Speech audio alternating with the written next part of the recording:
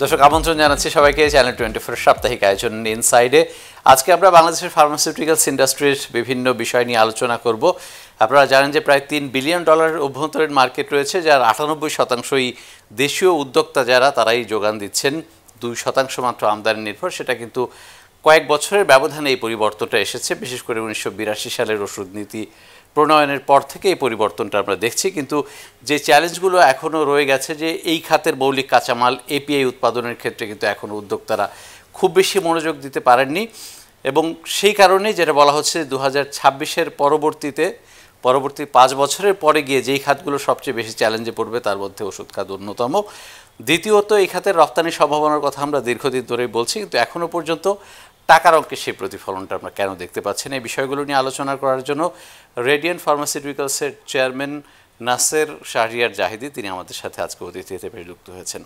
আপনাকে স্বাগত জানাচ্ছি, অনেক ধন্যবাদ জানাচ্ছি। আপনি তো ফার্মাসিউটিক্যালসেরই মানুষ, আমরা জানি আপনার পুরো ক্যারিয়ার, পড়াশোনা সব কিছু এই খাতকে ঘিরেই। এখনকার বাস্তবতাটা কি এই খাতের? যদি বলেন ভালো না মন্দ, আমি বলবো ভালো। আর ফার্মাসিউটিক্যাল খাতটা আমাদের সবসময়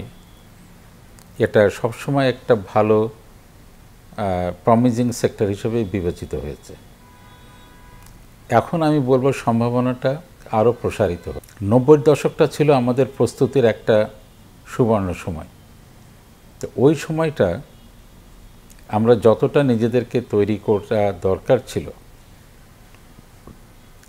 আমরা ততটা নিজেদেরকে তৈরি করতে পারি নাই।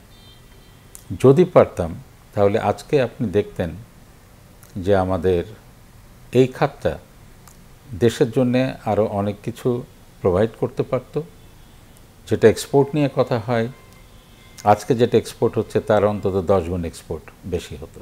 এই যে তৈরি করতে পারেনি নিজেদেরকে, কোন জায়গাটা গ্যাপ রয়েছে? 90-র দশকে আমি মনে করি আমাদের দরকার ছিল যে ভবিষ্যৎ এবং এক্সপোর্ট চিন্তা করে আমাদের গুড ম্যানুফ্যাকচারিং প্র্যাকটিস এবং আন্তর্জাতিক মানের যে ম্যানুফ্যাকচারিং যে এনভায়রনমেন্টটা লাগে, এইটাকে রেডি করা, এটার প্রস্তুতি নেওয়া তার দরকার ছিল। তো সেটা আমরা তখন থেকে যদি ভালো করে শুরু করতে পারতাম, তাহলে আজকে থেকে 20 বছর আগে বাংলাদেশে অন্তত 20টা কোম্পানি আপনি পেতেন, কি 10 থেকে 20টা কোম্পানি আজকে আমাদের থাকতো যারা এফডিএ অ্যাপ্রুভড এবং ডেভেলপড মার্কেটে তারা তাদের জোরালো প্রেজেন্স রাখতে পারতো। যে এখন আমরা বলছি যে 98% আমাদের দেশীয় যে চাহিদা, অভ্যন্তরীণ যে চাহিদা, সেটার যোগান নিজস্ব উদ্যোক্তারাই দিচ্ছেন।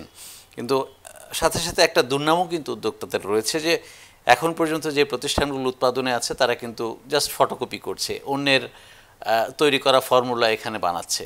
বাংলাদেশে আমাদের ওই ধরনের ইনোভেটিভ রিসার্চ করার মতন সক্ষমতা এখনও নাই। শুধু বাংলাদেশ নয়, বহু দেশেরই নাই সেটা। এটা আপনি ইউরোপের হাতে গোনা কিছু দেশ, নর্থ আমেরিকা, জাপান, এগুলোর বাইরে ইনোভেটিভ ড্রাগ সহসা অন্য কোনো দেশ থেকে আসে না। আমাদের মতন দেশ থেকে কেউই করে না, এবং ইন্ডিয়ারও এখনও পর্যন্ত কোনো ইনোভেটিভ ড্রাগ তারা আনতে পারে নাই। তো ওটা অনেক টেকনোলজিক্যালি এবং ফিনান্সিয়ালি প্রচুর সক্ষমতা লাগে, ওটা এখন আমাদের নাই। এই জন্য আমরা ইনোভেটিভ ড্রাগে আমরা যেতে পারছি না। কিন্তু আমরা যেটা করছি জেনেরিক প্রোডাকশানে বাংলাদেশ অনেক দূর এগিয়ে গেছে, যেটা আপনি একটু আগে বললেন। এর ফলে আমাদের দেশের ধরেন মোর দ্যান 98% বলবো আমি এখন, সেটা আমরা নিজেরাই তৈরি করছি আমাদের জনগণের জন্য। সরকারি হিসাবে প্রায় 250-র মতো নিবন্ধিত প্রতিষ্ঠান রয়েছে যারা ওষুধ উৎপাদনের লাইসেন্স যাদের আছে, কিন্তু বাজারে যদি আমরা দেখি হাতে গোনা 10, 20, 25, হয়তো 50টার বেশি কোম্পানি পাওয়া যাবে না ওই অর্থে। এতগুলো কোম্পানি তাহলে মার্কেটে যে রয়েছে বা আমাদের দেশের মধ্যে রয়েছে, এইটা কোনো সংকট বা কোনো চ্যালেঞ্জ তৈরি করছে কিনা? আপনি যদি প্রথম 50টা কোম্পানি নেন এই 280টার ভেতরে, এই প্রথম 50টা কোম্পানির কন্ট্রোলে আছে আপনার about close two 98-99% of the market. তাহলে বাকি 1-2% অফ দ্য মার্কেটে অপারেট করছে প্রায় 200টা কোম্পানি। তো এটা আমার ঠিক মাথায় আসে না যে তারা কিভাবে সাস্টেন করছে, কিভাবে অপারেট করছে। এটা বাকি 100-150 কোম্পানি এরা কিভাবে সাস্টেন করছে, এটা আমার কাছে একটা বিস্ময়ের ব্যাপার। এই ধরনের বাস্তবতা যখন থাকে তখন ওষুধের মান নিয়ে প্রশ্ন ওঠে কিনা? সাধারণত কোনো এস্টাবলিশড কোম্পানি ইচ্ছাকৃতভাবে কেউ নিম্নমানের ওষুধ করে না, করার প্রয়োজন হয় না, করেও না। নিম্নমানের ওষুধ যেটা হয় মোস্টলি আমরা দেখি যে এই ধরনের খুব হয়তো ছোট ছোট কোম্পানি যারা হয়তো আদারওয়াইজ সাস্টেন করতে পারছে না, হয়তো তাদের ওই সাস্টেনেবিলিটির কম্পালশন থেকেই হোক বা অন্য কোনো প্ররোচনাই হোক, এরা মাঝে মাঝে আপনার এই ধরনের অভিযোগ পাওয়া যায়। আমরা গেল কয়েক বছরের যদি একটু তথ্য উপাত্ত ঘাটাঘাটি করি, আমরাও বিভিন্ন সময় এই নিউজগুলো করেছি যে ওষুধের দাম একটা এখন গুরুত্বপূর্ণ ইস্যু হয়ে দাঁড়িয়েছে সাধারণ মানুষের কাছে। কোনো কোনো ওষুধ 2-3 বছরে 3 গুণ পর্যন্ত দাম বেড়ে গেছে। এইটার পেছনে আসলে যৌক্তিক কারণ আছে কিনা, বা এতটা না বাড়িয়েও পারা যেত কিনা? আমি ছোট্ট একটা বিরতি নিয়ে প্রশ্নের জবাব আপনার কাছ থেকে জানবো। দর্শক, ইনসাইড দেখছেন আপনারা, একটা বিরতির সময় হচ্ছে, সাথেই থাকবেন।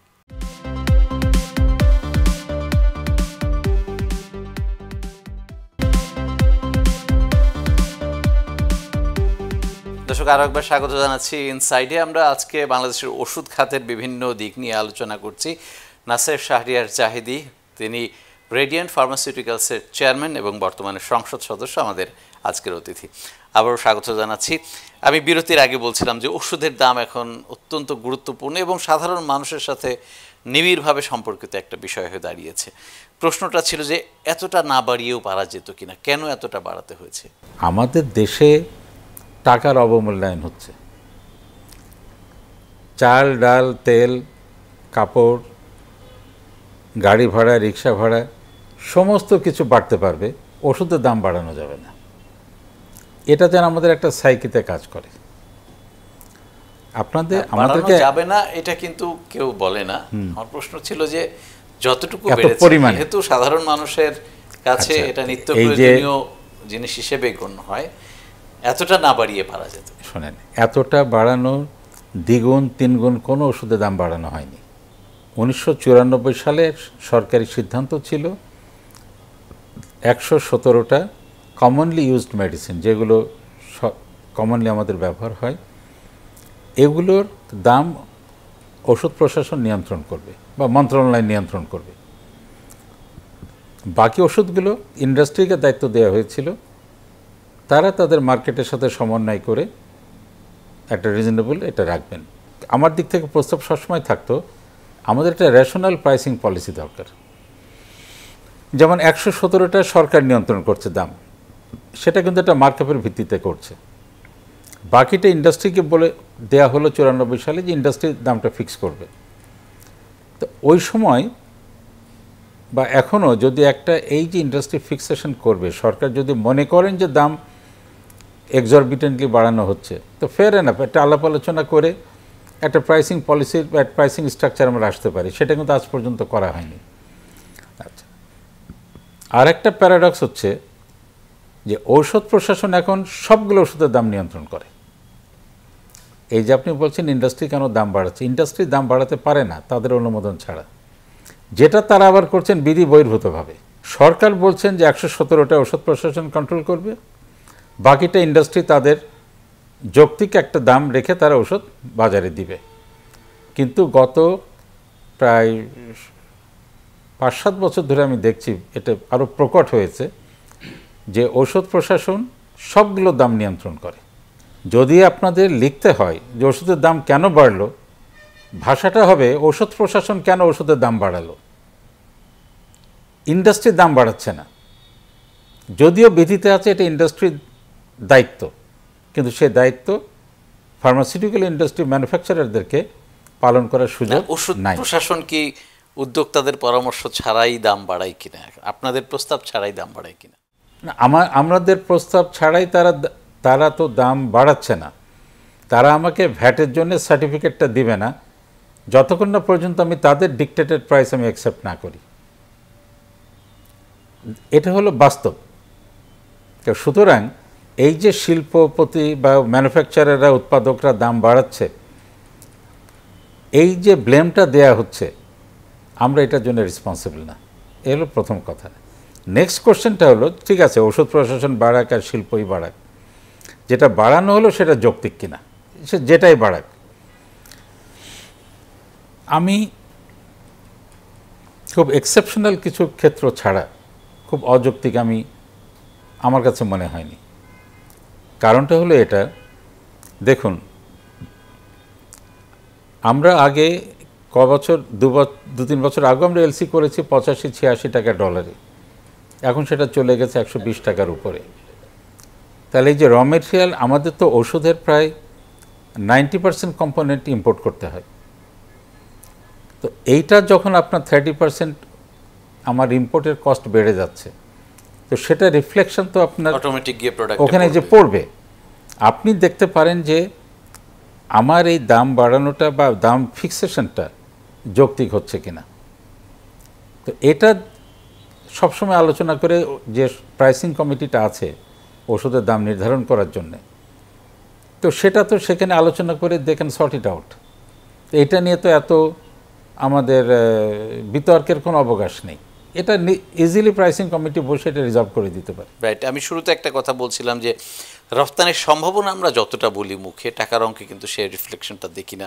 যদিও আমরা জানি যে ওষুধ আসলে আর 5টা পণ্যের মতো চাইলেই রফতানি করা যায় না, অনেক নিয়মকানুনের ব্যাপার রয়েছে, অনুমোদনের ব্যাপার রয়েছে। তারপরে উদ্যোক্তারা এই দিকে আরও বেশি মনোযোগী হওয়ার সুযোগ আছে কিনা, আমি আরও একটা বিরতি নিয়ে এই প্রশ্নের উত্তর জানবো আপনার কাছ থেকে। দর্শক, আরও একটা বিরতি নিচ্ছি ইনসাইডের, সাথে থাকবেন আমাদের।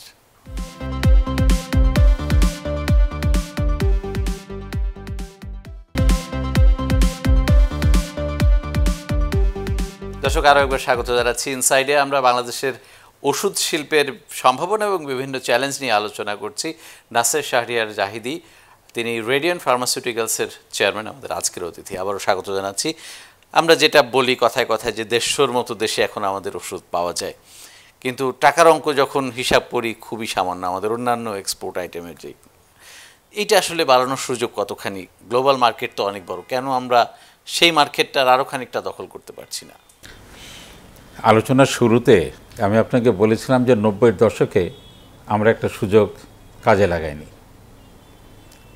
অর্থাৎ সেদিন থেকে যদি আমরা আমাদের ম্যানুফ্যাকচারিং, যেটা আমরা বলি গুড ম্যানুফ্যাকচারিং প্র্যাকটিস, এটার দিকে যদি সেদিন থেকে আমরা নজর দিতাম এবং উদ্যোগটা নেওয়া হয়েছিল, তখনকার বাংলাদেশ ফার্মাসিউটিক্যাল সোসাইটি প্রফেশনালদের যে বডি,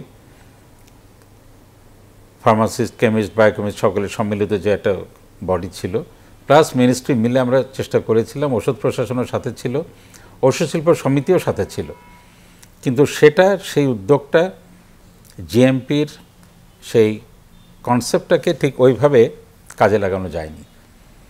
সেদিন থেকে যদি আমরা প্রস্তুতি নিতাম, তাহলে আজকে আপনার এক্সপোর্ট আজকে যা হচ্ছে তার 10 গুণ বেশি হতো। কেন আমাদের, আপনি যে কথাটা বললেন, আমরা 150 দেশে এক্সপোর্ট করছি, 160টা এক্সপোর্ট করছি, কিন্তু যখন আমরা ভ্যালুতে দেখি তখন দেখি এটা $1 মিলিয়ন, এটা খুব একটা উল্লেখযোগ্য ভ্যালু এখনও পর্যন্ত হচ্ছে না। এটা ফ্যাক্ট, এটা ঘটনা সত্য। হচ্ছে না তার কারণটা হলো যে আমাদের এখানে আপনি যদি ডেভেলপড মার্কেটে না যেতে পারেন আমাদের দেশ থেকে, লাইক ইউরোপিয়ান মার্কেট, জাপান কি north America, or at least middle ইস্টের সব কান্ট্রিগুলো, তাহলে আপনি একটা ভ্যালু এক্সপোর্ট আপনি পাবেন না।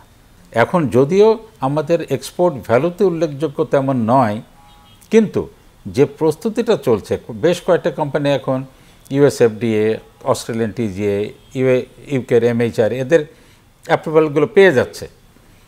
তো এই যে প্রক্রিয়াটা যদি চলতে থাকে, তাহলে আপনি দেখবেন আজকে যে এক্সপোর্টটা হচ্ছে, মানে গত 10 বছর আগে যেটা এক্সপোর্ট হতো তার তুলনায় আজকের যতটা গ্রোথ হয়েছে, আজকের থেকে আগামী 10 বছরের গ্রোথ হবে অন্তত 50 গুণ বেশি।